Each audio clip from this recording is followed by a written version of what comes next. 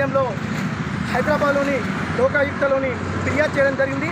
సమాచార హక్కు చట్టం పోరాట కమిటీ ఆధ్వర్యంలో యాదగిరిగుట్ట మండలం మరియు రాచారం గ్రామంలోని ప్రభుత్వ సర్వే నంబరు 423లోని 33 ఎకరాల 10 గుంటల భూమిని కొంతమంది రియల్టర్లు అక్రమంగా కబ్జాకు గురి చేయడం జరిగింది.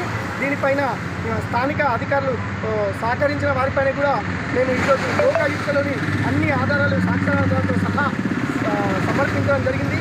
సమాచార హక్కు చట్టం పోరాట కమిటీ ఆధ్వర్యంలో అన్ని ఆధారాలు సమాచారాలు తీసుకొని లోకాయుక్తలో ఈరోజు మేము కేసు ఇవ్వడం జరిగింది.